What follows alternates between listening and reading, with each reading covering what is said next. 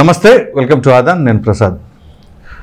మేము యుద్ధం చేయలేం అని వెక్కి వెక్కి ఏడుస్తున్న పాక్ సైన్యం. ఈ వీడియోలో నేను చెప్పబోయే విషయాలు కనుక మీరు విన్నట్లయితే ఖచ్చితంగా పాకిస్తాన్ పరిస్థితి ఎంత దారుణంగా ఉంది అనేది మీకు అర్థమైపోతుంది. దానికంటే ముందుగా పాకిస్తాన్ రెచ్చగొట్టే చర్యలు చేస్తున్న దానిపైన మీ అభిప్రాయాన్ని కామెంట్ సెక్షన్లో తప్పకుండా తెలియచేయండి.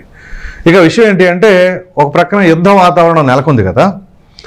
పాకిస్తాన్ ఏం చేస్తుంది, వాస్తవాల్ని దృష్టిలో పెట్టుకోకుండా ఇష్టానురీతిగా ఎవరు తోచినట్లుగా వాళ్ళు మాట్లాడుతూ ఉన్నారు.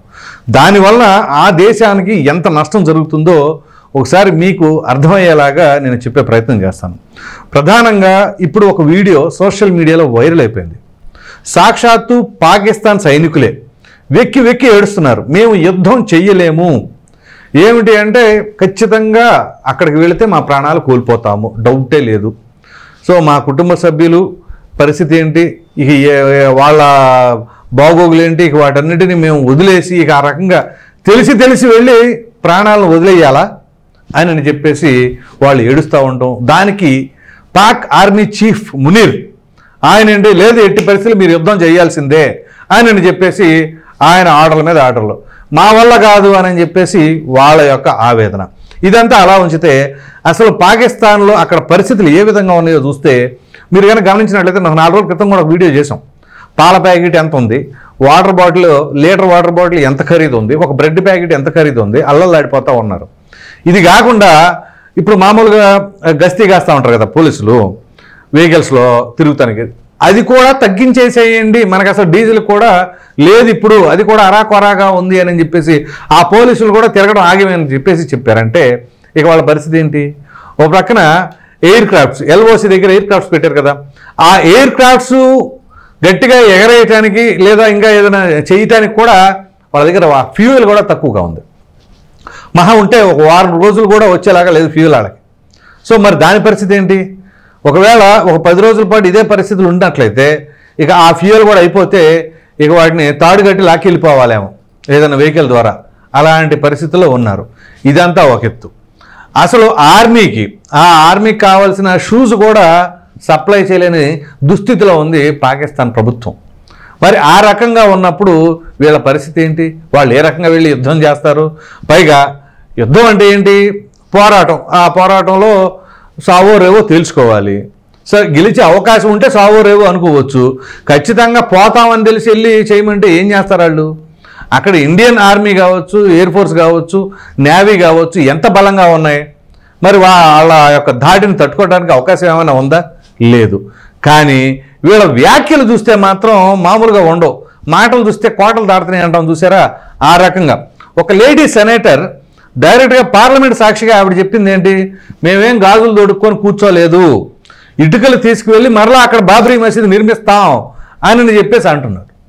సో ఇక్కడ గ్రౌండ్ లెవెల్ రిపోర్ట్ ఏంటి, అక్కడ సైనికులు అల్లల్లాడిపోతూ ఉంటారు, మా వల్ల కాదు మేము వెళ్ళలేము అని. మరి ఇక్కడ ఈ వీళ్ళు మాత్రం అసలు మామూలుగా ఛాలెంజ్లు చేయట్లా. నిజంగా అది చేసే అవకాశం ఉందా, ఇండియా ఏమైనా చూస్తా కూర్చుంటారు వాళ్ళు అక్కడ ఇటుకలు తీసుకొచ్చి ఇక్కడ బాబ్రీ మసీదు నిర్మిస్తామంటే. ఇది ఒక ఎత్తు. వీళ్ళకి మామూలుగానే టెర్రరిజం, ఈ టెర్రరిజానికి పెట్టింది పేరే పాకిస్తాన్ కదా. సో ఒసామా బిన్ లాడెన్ దగ్గర నుంచి మామూలుగా టెర్రరిజానికి ఒక విధంగా కేర్ ఆఫ్ అడ్రస్ అంటే పాకిస్తానే. సో ప్రస్తుతం హఫీజ్ సయ్యద్ ఈయన ఒక పేరు మోసిన టెర్రరిస్ట్ అనమాట, మోస్ట్ వాంటెడ్ టెర్రరిస్ట్ అయినా.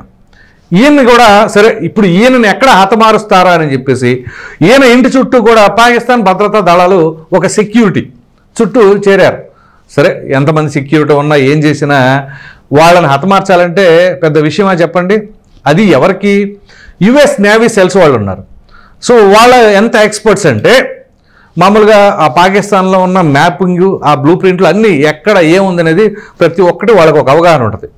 దాంతోపాటు వాళ్ళు ఎంత షార్ప్గా ఉంటారంటే, మీకు ల్యాండ్ మీద కావచ్చు, అంటే భూమి మీద కావచ్చు, ఎయిర్లో కావచ్చు, గాలిలో కావచ్చు, సీలో అంటే నీటిలో కావచ్చు, ఎక్కడ ఉన్నా ఒకరిని లేపేయాలి అంటే US navy cells experts. So వాళ్ళు మన ఇండియన్ ఆర్మీకి సపోర్టివ్గా ఉన్నారు. సో ఇప్పుడు ఈ హఫీజ్ సయ్యద్ అనే టెర్రరిస్ట్ని కూడా లేపేయడం దాదాపుగా ఖాయమై, వాళ్ళు ఒకవేళ లేపేయాలనుకుంటే పెద్ద విషయం కాదు. ఒసామా బిన్ లాడెన్ కనుక ఏ విధంగా లేపేసి బాడీని ఎక్కడో పడేసారు చూసారా, ఆ విధంగా ఉంటుంది అనమాట. సో ఇక్కడ ఇతని పరిస్థితి అట్లాగా ఉంది. దానికి అక్కడ పోలీసులు కొంతవరకు అక్కడ ఎంగేజ్ అయ్యి ఉంటారు.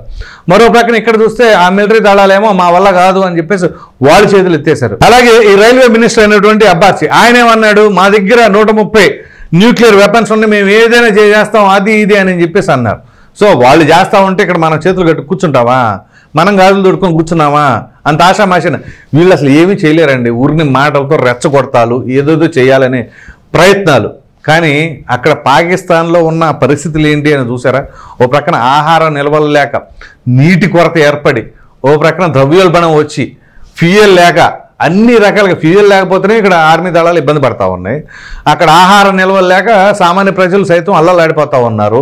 నీటి కొరత, నీరు ప్రతి ఒక్కరికి కావాలి కదా, అక్కడ నీటి కొరత ఉంది. ఏదైతే ఆ సింధు జలాలు ఆపేసేసరికి అది అలా ఉంటే ఈ అతావుల్లా తరార్ అనే ఆయన ఏమంటాడు, ఆయన ఒక మినిస్టర్, పౌర హక్కుల ఉల్లంఘన చేస్తున్నారు అని చెప్పేసి ఆయన INPR మినిస్టర్.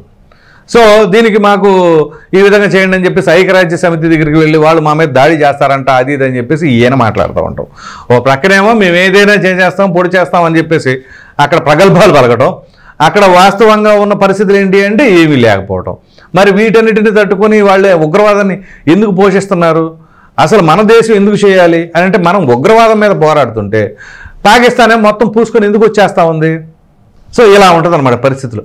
అక్కడ వాస్తవానికి దగ్గరగా ఆలోచించకుండా వాళ్ళు మేమేదో చేస్తాం, మాకు వాళ్ళు సపోర్ట్ వస్తారు, వీళ్ళు సపోర్ట్ వచ్చేస్తారు అని చెప్పేసి వీళ్ళు ఎక్కడో గాలిలో మేడలు కట్టుకున్నారు అనుకోండి, చివరికి ప్రపంచంలో ఈ ప్రపంచ వరల్డ్ మ్యాప్లో పాకిస్తాన్ అనేది లేకుండా చేసే పరిస్థితి వాళ్ళే తెచ్చుకుంటున్నారు. సో ఆ విధంగా జరిగితే ఇక దానికంటే దౌర్భాగ్యం ఏదైనా ఉంటుందా?